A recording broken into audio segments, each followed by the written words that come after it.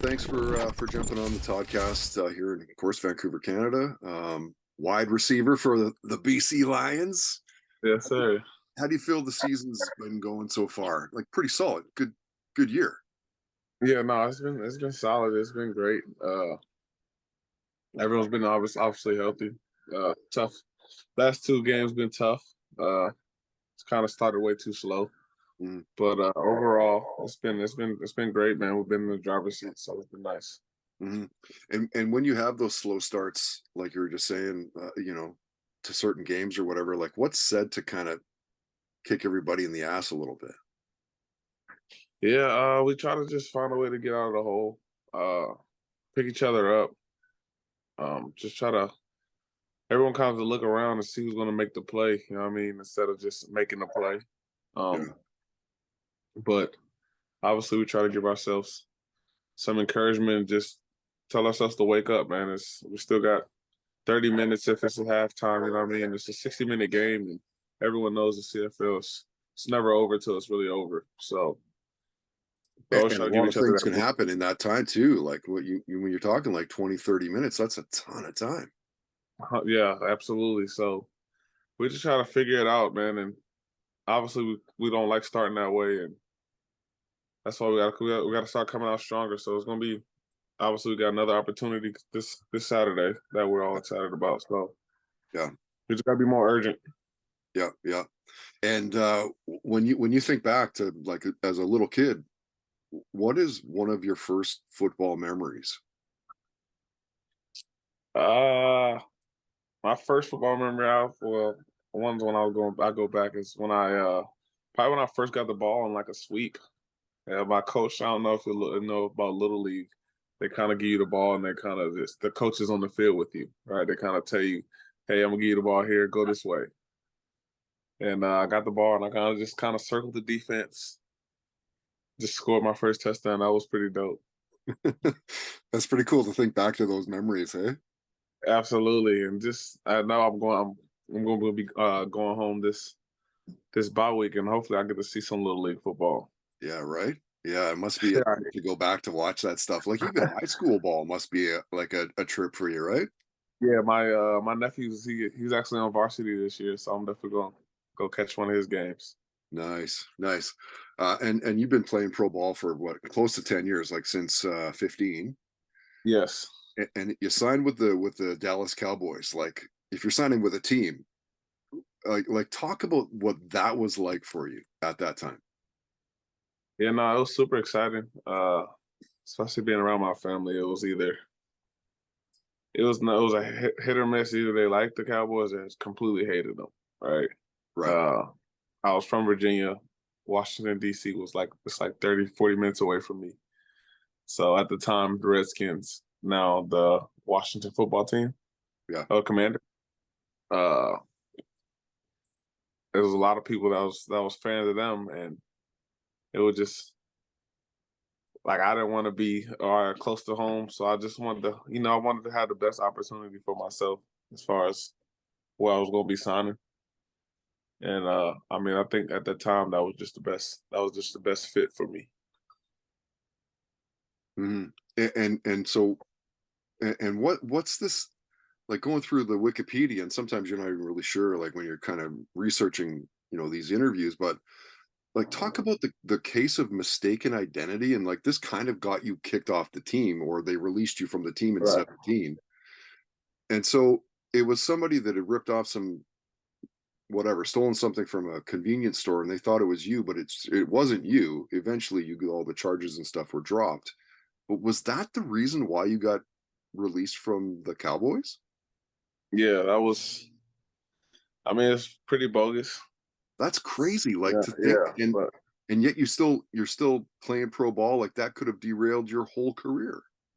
absolutely. Yeah, no, it was obviously a terrible experience in the moment for me. Just because especially at that time, I didn't know what the allegations were, what the people like, what everyone was talking about. Because I know I wasn't shoplifting, so I was just trying to figure out and get my name cleared.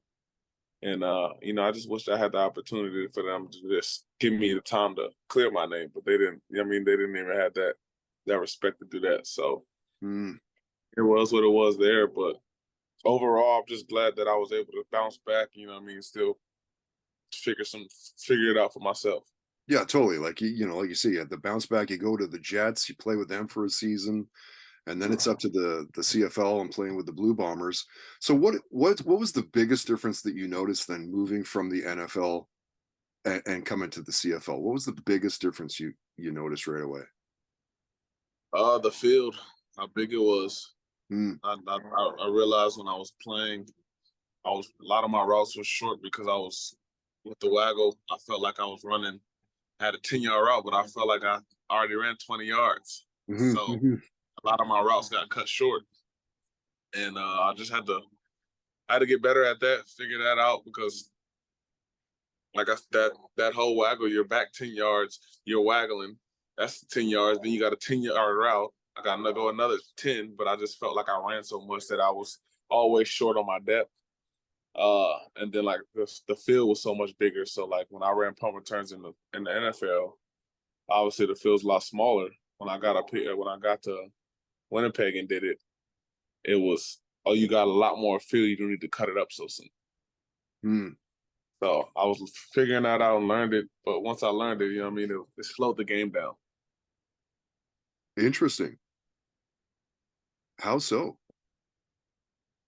Well, I didn't, because at first it's just obviously it's just flying bullets out there when you're doing punt return or kick return or offensive defense, whatever. Um, but once you know that you got more room, right, you don't got to rush everything, and that's what I felt like I was doing my first year up here. I felt like I was rushing everything when I had plenty of time and I could be more patient. And Oh, yeah, once I got that and started figuring the game out, everything that was happening in front of me was slower. mm, that's cool. Yeah. And then so the next season, of course, the CFL cancels in 2020. Right. Then you become a free agent in 21. You sign with the Lions on the first day of 21. Um, what do you like about the Lions? I mean, everything's a great organization, um, great management. I feel like I'm at home. It's been fun. I got great teammates. Been around. Um, Obviously great connections and brotherhood. Mhm. At the time when I came in 21, I had Mike Riley, and Yeah, Mike's been on this show. He's such yeah, a good guy. Hey, I love yeah, that guy. and as me and him kept talking, he would just telling me everything that a receiver wants to hear from their quarterback, Mm, right? And I knew what his plans was as far as trying to give me the ball and that's such. So I was like, well, I know I'm trying to prove myself as a receiver. So and he's trying to give me that opportunity. I'm gonna come over here and try that out then. mm. And obviously it was very successful. It was, a great year for myself. And I mean, me and Mike was connecting on a lot of routes. Yeah, yeah. It's nice when you drive like that with somebody. Hey, Yeah, man, and especially, I mean, obviously a great leader. I mean, a Hall of Fame quarterback in the CFL, and yeah. guy was super smart, super talented. So I mean, I was just trying to give myself the best opportunity with a good quarterback, and at the time that was Mike. Yeah, yeah. Well, and talk about a little bit about prior to getting here and breaking your hand, and like this is still the same year that you got into the CFL All Star, but like, what's that like as a pro player breaking a hand, like, and coming back from something like that? Yeah, no, it was super frustrating because I was having a great year. Uh, I was well on a pace to go over 1,000 that year with the Wow. short season. Uh, then with the short season, I ended up missing I think 3 or 4 games, and I finished with like 930 or 932, I believe. And we Wow. only had a 14 game season. Uh, so it was super tough because I know that was one of my goals that year. Like I said, to prove myself as a receiver. Mm. and to go over 1,000 yards, obviously to make All Star. But it's tough because like it was just an unfortunate hit, right? It's just That's how you broke the my hand. It was hand just a hit. happened to be in the wrong place at the wrong time, and Mm. Mm. I was more excited about. I don't even care that my hand broke. I still held onto the ball. Right. So I still caught the ball, whatever, but it was just super frustrating after the fact and just trying to deal with that. And Yeah. I was working super hard to try to get back. So Hmm. And yeah. and when did you know that you were like good enough to go pro? Well, it was always a dream. And my goals as a young kid when I was in elementary school, we used to always write down stuff. And it's pretty funny because I never really watched like NFL when I was younger. Oh, I just was kind of good in little league football, and then obviously when I kept growing up, I was good and I was faster than most kids. So I was always like, oh yeah, I want to go to the NFL, but I didn't watch football. So, but okay. when I was younger, Yeah, yeah. All right. I've got a few fan questions for you. Of course, when I said you were going to come on the podcast, I got a bunch of people asking. So, Mark wants to know: is there a team or coach that Lucky would want to play for if given the chance? uh, I love playing for Coach Rick, Yeah, Coach Campbell. Man, he's a players coach. Man, make sure that that we're well rested, like we take care of our bodies, and I mean he takes care of us, right? So he can see and sense when we're as a team not feeling good or moving slower, whatever. He's big on rest and recovery. hmm, Oh, I don't really I don't really know the other coaches besides yeah, him and Michael J. yeah, Right. yeah, yeah. Fair, fair. I love this question. Brad wants to know: have you ever been starstruck by a player? Yeah. When I came up here, I thought like Bo Levi Mitchell was like Tom Brady. Oh yeah, okay. Like that was like the league's Tom Brady in my eyes. Him and Trevor Harris were like studs to me. Yeah, Yeah, like the numbers they were putting up at quarterback was super crazy. And and I was super excited to be around and play against them. yeah. Dave says, "Hey, I saw him run the course at the Super Dogs at the P&E. That was hilarious. No, no question attached. Just want to. That's pretty funny. How did you get involved They doing didn't give that? me Then any warning about that either. They no just way. say, hey, yeah, you're gonna be in the dog show. I'm like, okay, I'm gonna be walking the dogs or doing tricks with the dogs. Yeah, No, like I'm no running the running the course. course. I'm the dog. Yeah, yeah. You're running the course. That's hilarious. Greg says, best player prank that he's been involved in. But Frank, when I was in Dallas, take I used to like take equipment or like gloves or cleats from like different players' lockers and Yeah, just kind of hide them nice. right before practice, so they on search mode. That's the same question of Sean White, and he'd mentioned something about I can't remember the player's name. Fuck, I wish I remember it now. But he goes, oh yeah, somebody took a bunch of the players' clothes, put them like soaked them, put them in the freezer, and apparently the guy like just lost his mind. Yeah, I believe it. That would piss me off though. Oh yeah, dude. Like imagine that you come from your practice and your clothes are frozen in the freezer. Like, Like what? yeah. Chris wants to know: does Lucky still have his dog Blitz? And did he ever pay money to get him back when he was stolen? What a crazy story that is. Yeah, nah, I still got him. He's right here, and no, Yeah. I didn't pay $1 to get my dog back. What happened there? Like, what was that story?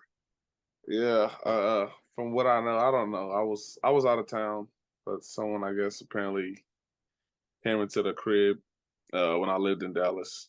I had someone there watching my spot, but they were I guess out at the time, didn't lock the door, Mm, and yeah, came into the house, stole like some clothes, jewelry, shoes, the dog. Uh, and then yeah, my boy had hit me like, "Hey, did you send someone to the house to come pick him up?" Type of deal, and I'm like, "No." Skip past all that. It ended up coming like it finally hit the media that the dog was stolen. Trying to figure it out, but I had got hit up. Somebody had called me and was like, "How much does the dog mean to you, or how much is it worth to you?" And so at one point I was going to pay, and then it was just back and forth phone tag with the games. And then someone hit me up on Instagram and was like, "Hey, I got the dog, but I didn't like I'm not the one that stole it. Like I didn't steal your dog." Type of deal. Right. And yeah, he ended up just making a video because he was uh a rapper. I don't, he Mm. makes music, and he was just trying to get views because he was That's talking to me like, "Hey, I have the dog," but I'm like, I'm not trying to get in no trouble and blah blah. dude. So when the video came out, I'm just like, "Bro, what was the point of the video?" He was like, "I was just trying to get views. I didn't know it was gonna go that like I didn't know it was gonna blow up like that." But no, I didn't pay anybody to get my dog back. Yeah, man. Like you hear about those, and like I've got a dog, and if somebody took my dog and called me and was like, "Hey, man, you come get him, and it's going to cost you this much money," I'd be like, "I'll come get him, and it's going to cost you more than money, man." Like it ever cross your mind of like maybe I should just go tune this guy, and like that's a crazy story. Yeah. That's a crazy story. All right, I've only got you for a few more minutes, but I want to plow through and kind of get to know you a little bit beyond football and of course what we know you for. What are you binge watching lately? Right now I've been watching SWAT. I'm actually kind of rewatching it Yeah, great on series. Netflix. Yeah, it's amazing. Yeah. Uh, I know Top Boy comes out with a new season on the September 7th. Okay. What's that about? Top Boy. Uh, it's some kids I guess they're in I want to say the UK or London, but Oh yeah, I think I've yeah, seen a they're few like selling. episodes of It's that. like the main character's like selling drugs, and he's pretty much the boss, and he Yeah. has other people doing it, and it's just a big gang, I guess, and it's a nice little storyline. It's Yeah. fun. Yeah. I just started it, but I ran right through it now. But I'm waiting for the next season to come out. Yeah, it goes by fast. I've been lately watching. They ever get into the boys, like the superheroes and all that? Yeah, It's like basically, it's like, what if superheroes that appeared to be good were actually evil behind the scenes? It's fucking great, dude. If you've never heard yeah. of it, so good. Boys with a Z. Um, what was the music like in the White House family as a kid growing up? Like, what are your parents playing and stuff? Uh, my mom was she big on like Mary J. Blige. Uh, Yeah, so that was her like go to. Uh, myself, I really just had to listen to what she listened to yeah, pretty much, kind of. when I Yeah. was when I was growing up. But now all I listen to really is Rod Wave, Oh, okay. and All right. he has a new album coming out on the 15th of September. If you want to Okay. listen, Okay, that's cool. Yeah, that's great, man. What else do you get into? video games. I'm actually playing Fortnite right now, Oh, but then video I'm gonna games. Okay. Well, yeah, man. I've been a video yeah game guy my whole life, dude. Like the since the yeah Commodore 64 and on, right? Yeah. yeah. I just got back on. I just plugged my stuff back in. But yeah, I've been playing that with my boys, and then I'm about to head out to Burnaby. Actually, I'm about to go get some treatment on my body, some Oh yeah. cupping and stuff. Hmm. And what's that like? That's where they leaves a bunch of like marks and shit all like what does that do? Yeah, it's supposed to increase like some blood flow to the areas Huh. and just I mean I like it. It's satisfying the feeling. It doesn't hurt too much.